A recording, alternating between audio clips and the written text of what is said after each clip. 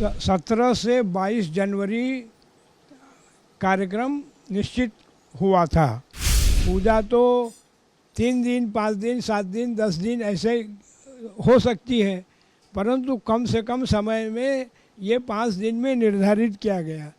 प्रतिष्ठा का कार्य थोड़ा लंबा है अन्य यज्ञों की अपेक्षा, क्योंकि उसमें कई संस्कार हैं और फिर 22 तारीख के शुभ मुहूर्त में मूर्ति को प्रतिष्ठापित कर दिया जाएगा। कांची शंकराचार्य जी महाराज के यहाँ हम मीटिंग में गए थे, वहाँ बुलाया गया था और वहाँ 17 से 22 जनवरी कार्यक्रम निश्चित हुआ था। उसी के ऊपर विद्वानों के विचार विमर्श चल रहे हैं। उस मीटिंग में चंपत राय जी, गोविंद देवगिरी जी, गणेश्वर शास्त्री जी, हम अन्य विद्वान भी वहाँ उपस्थित थे। उनके संयोजकत्व में हम भी उपस्थित थे और उन्होंने जो जो प्रश्नकर्ता किए उस कार्य का निश्चित निर्धारित हुआ। पूजा तो 3 दिन, 5 दिन, 7 दिन, 10 दिन ऐसे हो सकती है, परंतु कम से कम समय में ये 5 दिन में निर्धारित किया गया।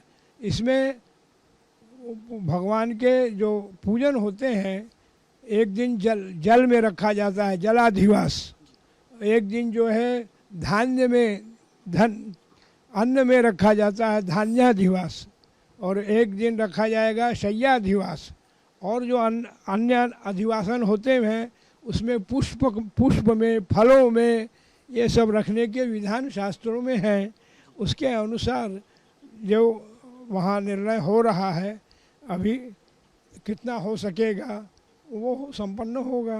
पूजा तो 12-12 घंटे चलेगी, 14 घंटे चलेगी, रात को भी चलेगी, कारण हवन भी होना है, पूजन भी होना है, सब कार्य होने हैं, उतने दिन के अंदर सब करने हैं। इस कारण वो 5 दिन में सारे कार्यों को निर्धारण करने के लिए समय की सीमा नहीं रहेगी। भूमि का निर्णय हो चुका है कि किस जगह यज्ञ मंडप, हवन मंडप बनेगा। वो हवन कुंड मंडप में 9 कुंड बनेंगे और 9 कुंडों में सभी विद्वान लोग बैठ के वहाँ हवन पूजन आदि वहाँ करेंगे।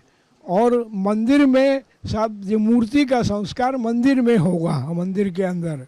प्रतिष्ठा का कार्य थोड़ा लंबा है अन्य यज्ञों की अपेक्षा, क्योंकि उसमें कई संस्कार हैं और सबसे पहले अपने यहाँ विधान है प्रायश्चित्त करने का।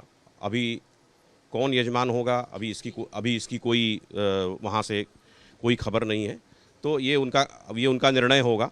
जो यजमान होगा वो पंचांग पूजन करेंगे और नांदी श्राद्ध करेंगे, फिर मंडप परिक्रमा होगी और मंडप में प्रवेश होगा। मंडप में जो 4 कोनों में वास्तु क्षेत्रपाल योगिनी हैं उनका स्थापन पूजन, और इसमें विशेष रूप से हमारे यहाँ जो प्रधान देव हैं रामचंद्र, तो उनका भद्र बनेगा। ये इस विषय राम यंत्र भी बनेगा और प्रधान कलश पर भगवान राम की स्थापना होगी। तो राम भद्र बहुत कम बनता है, तो वो राम भद्र बनेगा प्रधान पीठ पर और उसकी पर पूजा होगी। फिर 9 कुंडों में अग्नि संस्कार होगा। अग्नि भी अरणि मंथन द्वारा प्रकट की जाएगी, साधारण अग्नि नहीं होगी, वो जो यज्ञों में बतलाई गई है, जिसका शास्त्र विधान है। तो उसके बाद फिर हवन इत्यादि होंगे और एक दिन माता सरयू का पूजन होगा, सरयू जी का पूजन होगा। वहाँ से जल लेकर के आएंगे और जो मूर्तियों का स्थापन होना है उसका नगर परिभ्रमण भी होगा। पूरे अयोध्या में उसको घुमाया जाएगा। उसकी महान शोभा यात्रा होगी, वो अपने आप में अलौकिक शोभा यात्रा होगी। और ये करते करते 4-5 दिन इसी तरह से हवन इत्यादि, भगवान राम के मंत्रों का हवन करते हुए, अन्य देवताओं का भी हवन करते हुए, और फिर गुरुजी ने आपको बताया ही है मूर्तियों के संस्कार हैं, जलाधिवास, अन्नाधिवास, शय्याधिवास इत्यादि हो करके, और फिर 22 तारीख के शुभ मुहूर्त में मूर्ति को प्रतिष्ठापित कर दिया जाएगा।